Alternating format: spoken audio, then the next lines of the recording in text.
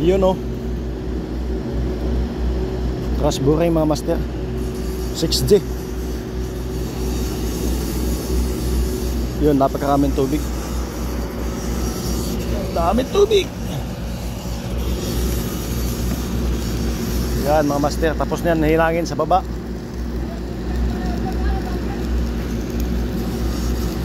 Tapos na ma-welding sa baba mga master. Ayan. Kaya tirada natin 5J, 6J. Yun. Dali.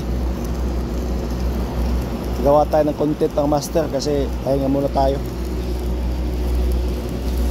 Nakapag-road pass tayo konti doon kasi hindi natapos ng konti. Ito yung water pump ng master.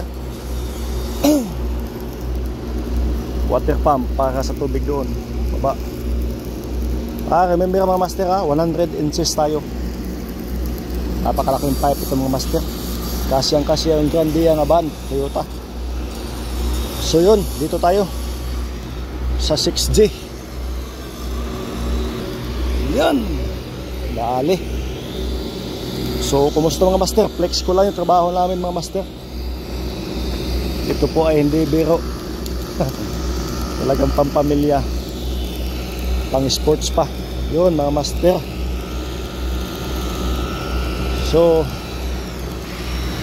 titingnan natin yung bibil natin mga master. Mga 6G. Yun o.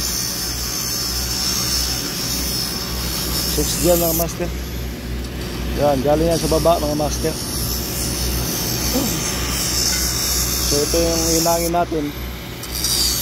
Dito sa baba tayo. Mahirap pag ganitong plastada mga master. Yung ladder kailangan talaga ipatayo. At yung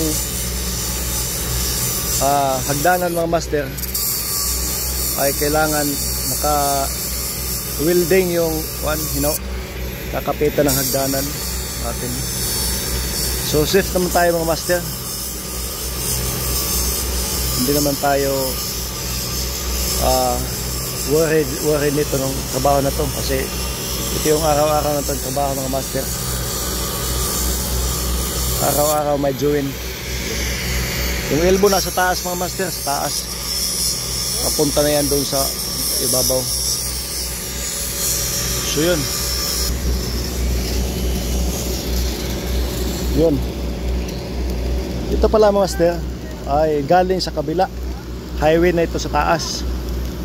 Ginawa itong Trasburay mga master para may pasok yung pipe. May tawid. Kaya binaon sa lupa. Ang nangyayari mga master ito, dahil malapit tayo sa dagat, tubig alat to, maalat yan.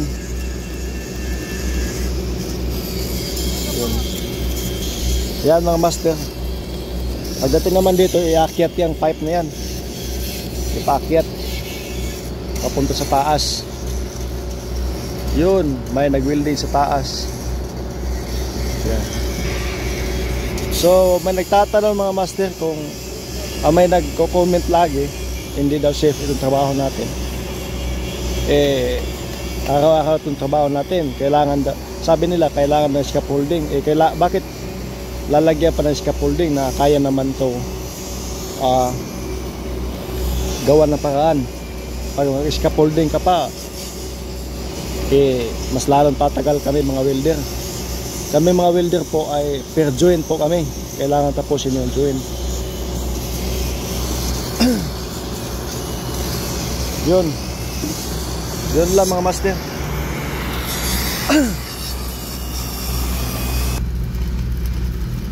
Yun, dito to sa ilalim mga master. Kailangan natin ng electric fan. Yan.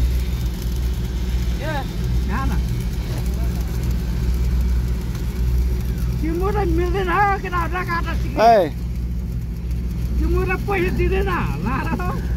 Yan ang helper natin mga master.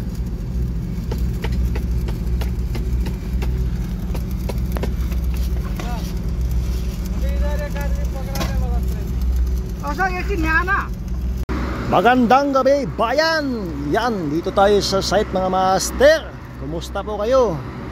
Sana po nasa mabuti tayong kalagay-lagayan. Yan. Kumusta po ang ating araw-araw daily work mga master? Sana po ay nasa mabuting kalagayan, may magandang trabaho natin mga master. Sa nagbabalak mag-abroad, shout out sa inyo. Huwag mawalan ng pag-asa. At number 1 talaga ang pagdadasal.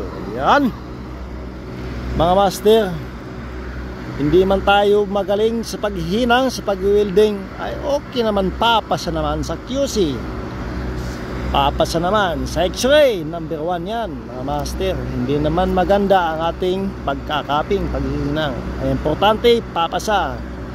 Yan, shout out sa mga master natin dyan na magagaling mandirigma. Yan. So kumusta po kayo mga master? Saan man tayo sulok ng mundo, yun, saan man tayo sulok ng mundo mga master, kumusta po kayo? Ito po, flex lang natin yung trabaho natin. Hindi po atin to. Ay tatrabaho lang po ako dito mga master. Yan, night shift duty mga master. Nag-umpisa tayo dito 5 o'clock, matatapos ito 1 o'clock. Almost 1 o'clock mga master. Natapos na po tayo. Yan. So mga master, sa mag-a-apply abroad dyan, baka naman pas-like, pas-share sa ating videos. Marami tayong matutunan mga master sa aking mga ginagawa mga videos. May ma-idea din. Hindi na lahat ng video ko ay